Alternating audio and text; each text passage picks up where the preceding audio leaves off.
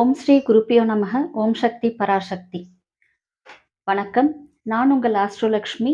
நாம இன்னைக்கு கன்னி ராசிக்காரர்களுக்கு இந்த சனீஸ்வர பெயர்ச்சியானது எந்த மாதிரியான பலன்களை கொடுக்க போகுது அப்படின்றத பத்தி தான் பார்க்க போறோம். எதையுமே கணக்கிட்டு கல்விக்கு முக்கியத்துவம் கொடுக்கும் கன்னி ராசிக்காரர்களுக்கு இந்த வருடம் சனீஸ்வர பகவான் 7ஆம் இடமான கண்டச்சனியாக பெயர்ச்சியாகி வருகிறார். இது பாத்தீங்கன்னா ஒரு நல்ல நிலைப்பாடான்னு கேட்டீங்கன்னா நல்ல நிலைப்பாடு தாங்க. ஏன்னா புதனுக்கு சனீஸ்வரன் நட்பு தான், பகை கிடையாது. அதனால பெரிய லெவல்ல உங்களுக்கு பாதகங்களை செய்ய மாட்டாரு. ஓரளவிற்கு பாதகங்களை செய்தாலும் நீங்க எதிர்பார்க்கிற நன்மைகளையும் செய்யக்கூடிய நிலையில தான் இருக்கிறாரு. கண்டச்சனில 2 விஷயம் நடக்குங்க. ஒண்ணு எது சாப்பிட்டாலுமே உங்களுக்கு ஜீரணம் ஆகாத தன்மையை கொடுக்கும். அதே போல கணவன் மனைவிக்குள்ள சில சண்டை சச்சரவுகளை கொடுக்கும். சிலருக்கு பிரிவினைகளை கொடுக்கும் தான். ஆனா புதனுக்கு சனீஸ்வரன் நட்பு அப்படின்றதுனால இந்த லெவல்ல எல்லாம் உங்களை போய் சிரமப்படுத்த மாட்டார். ஓரளவுக்கு நல்ல பலன்களை கொடுப்பார். சனீஸ்வர பகவான் உங்களுக்கு 5க்கும் 6க்கும் அதிபதி. அதனால உங்களுடைய குழந்தைகள் விஷயத்துல நீங்க கவனத்தோட இருக்கணும். அவங்களுடைய உடல் ஆரோக்கியத்துல கவனத்தோட இருக்கிறது நல்லது. உங்களுடைய உடல் ஆரோக்கியத்திலையும் கவனத்தோட இருக்கிறது நல்லது. உங்களுடைய வாழ்க்கை துணை ஆரோக்கியத்திலையும் கவனத்தோட இருக்கிறது நல்லது. அப்ப இந்த சனீஸ்வர பகவான் பெயர்ச்சி ஆகிற அன்னைக்கு புதன் அவர் கூடவே தான் இருக்கிறார். உங்களுடைய ராசி அதிபதி புதன் நீச்ச பங்கமாகி அதே வீட்டிலேயே இருக்கிறாரு. இங்க சனீஸ்வரன் உங்களையவே பார்க்கிறாரு. அதனால கொஞ்சம் ஸ்டார்டிங் ட்ரபிள் கொஞ்சம்ன்றது ஒரு 90% உங்களுக்கு இருக்கும். இந்த ராசி அதிபதியும் 7ஆம் இடத்திற்கு வரக்கூடிய சனீஸ்வர பகவானோடவே சேர்ந்து உட்கார்ந்து நீச பங்கமாகி உட்கார்றார். அதனால என்ன ஆகும் அப்படின்னு பாத்தீங்கன்னா உங்களுக்கு மந்தத்தன்மை ரொம்ப ஜாஸ்தி ஆகும். அப்ப என்ன ஆகும்னா காலையில எந்திரிக்க முடியாது. நீங்க ஒண்ணு நினைப்பீங்க, இத்தனை மணிக்கு எந்திரிக்கணும், இந்த வேலையை பண்ணணும். நிச்சயமா பண்ண முடியாது. அப்ப என்ன செய்யணும்? அந்த 5 நிமிஷம் 10 நிமிஷம் இப்படிலாம் யோசிக்காம பட்டுன்னு அந்த இடத்த விட்டு எந்திரிச்சிட்டீங்க அப்படின்னா உங்க வேலையை நீங்க முடிக்க முடியும். இல்லை அப்படின்னா முடிக்கிறது கொஞ்சம் கஷ்டம்தான். அத முயற்சி ஸ்தானம்ன்றது கொஞ்சம் இங்க நிறைய வேலை செய்யணும். இப்ப சனீஸ்வர பகவான் உங்களையே பாக்குறாருங்களா? அடுத்தது என்ன செய்யறாருன்னா உங்க 4வது வீட்டை பாக்குறாரு. உங்களுடைய 9வது வீட்டையும் பாக்குறாரு. பாக்கியஸ்தானத்தையும் பாக்குறாரு. இப்ப 4ம் உங்களுக்கு ஆக்டிவேஷன் ஆகணும், 9ம் ஆக்டிவேஷன் ஆகணும். 4 பாக்குறதுனால பழைய வீடு பழைய வாகனம் வாங்கக்கூடிய வாய்ப்புகளை உங்களுக்கு சனீஸ்வர பகவான் கொடுப்பார். அதை நீங்க சரியா பயன்படுத்திக்கணும். ஆனா அந்த புதன் அங்க நீச பங்கம் ஆகி உட்கார்ந்திருந்தாலும் அது அவருக்கு பகைஸ்தானம், பாதகஸ்தானம். அதனால இந்த பழைய வீடு பழைய வாகனம் வாங்குற பொழுது முக்கியமா வாகனத்துல கவனம் செலுத்தணும். அது திருட்டு வாகனமா இருந்துடக்கூடாது. வீடு வாங்குறீங்க அப்படின்னா அந்த வீட்டோட டாக்குமெண்ட்ஸ்ல கவனத்தோட இருக்கிறது நல்லது. வில்லங்கம் பார்க்கறது, மேற்கொண்டு அந்த இடம் அப்ரூவ்டு இடமா அப்படின்றது எல்லாமே நீங்க பார்த்து வாங்குறது தான் உங்களுக்கு நல்லது. அந்த வீடு கட்டிட்டாங்க, அவங்க பல வருஷம் இருந்திருப்பாங்க, எல்லாமே நடந்திருக்கும். ஆனா உங்க கையில வரும் பொழுதுதான் அதுல டாக்குமெண்ட் பிரச்சனை வெளியே வரும்.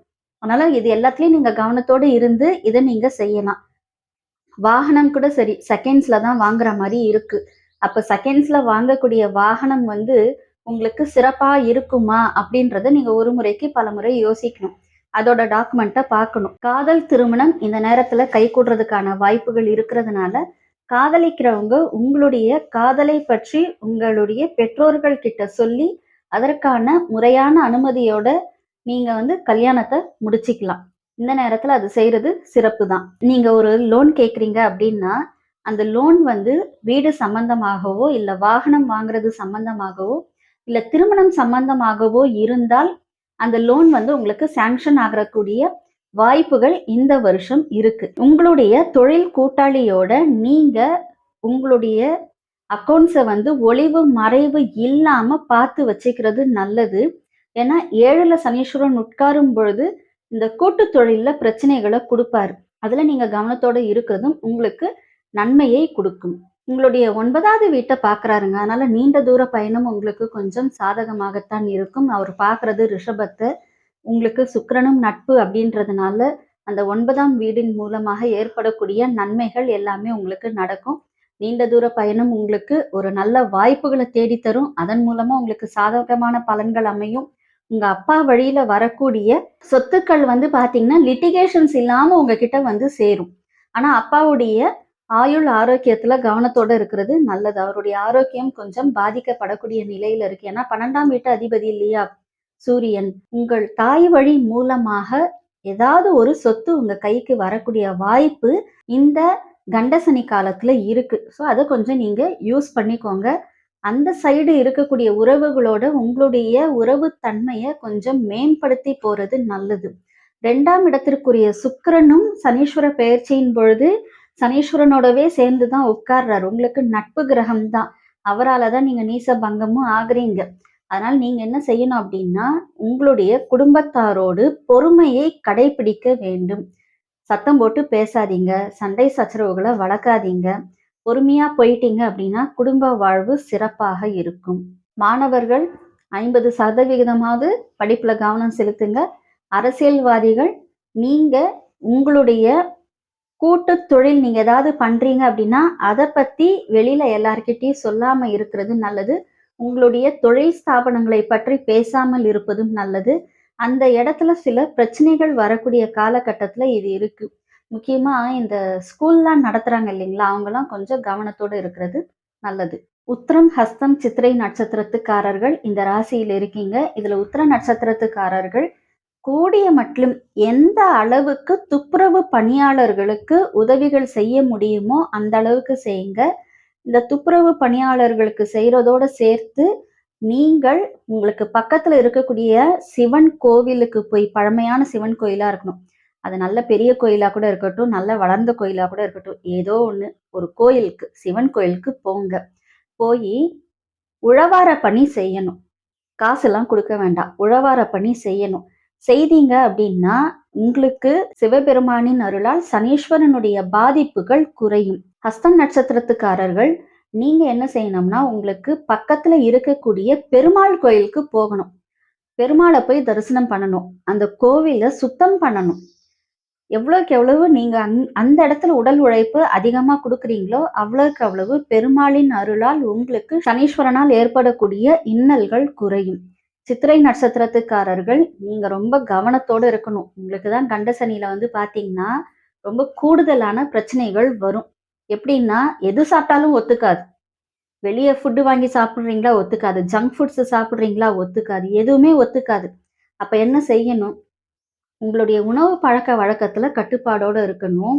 நீங்க பழமையான முருகன் ஸ்தலங்கள், இப்போ ஒரு மலை கோயிலுக்கு போறீங்க, குன்றத்தூருக்கே போறீங்கன்னு வச்சுக்கோங்களேன். அந்த படியில மஞ்சள் குங்குமம் வச்சுக்கிட்டே போகணும்.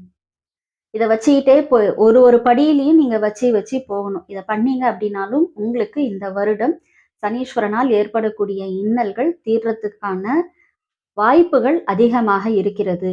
மொத்தத்துல கன்னிராசிக்காரர்கள் எவ்வளவுக்கு எவ்வளவு வழிபாடுகளை அதிகம் பண்ணி இந்த துப்புரவு பணியாளர்களுக்கு உதவிகள் செய்றீங்களோ, தொழுநோயாளிகளுக்கு உதவிகள் செய்றீங்களோ, ரோட்டோரத்துல இருக்கக்கூடிய முதியவர்களுக்கு ஏதாவது ஒரு தானம், கோயிலுக்கு கொடுக்கறது தானம் கிடையாதுங்க. நீங்க வந்து கோயிலுக்கு தானம் கொடுக்கக்கூடிய நிலையில கடவுள் இல்லை.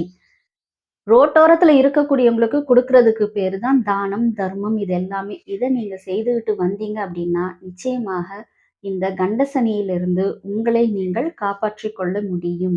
ஜோதிடம் மற்றும் ஆன்மீகம் சார்ந்த தகவல்களுக்கு இந்த ஆஸ்ட்ரோலக்ஷ்மி சேனலை சப்ஸ்கிரைப் பண்ணுங்க, லைக் பண்ணுங்க, ஷேர் பண்ணுங்க. தனிப்பட்ட முறையில் உங்களுடைய ஜாதகத்தின் பலன்களை தெரிந்து கொள்வதற்கும் பிரசனம் மூலமாக பிரச்சனைகளின் தீர்வுகளை தெரிந்து கொள்வதற்கும் எங்களை தொடர்பு கொள்ளலாம்.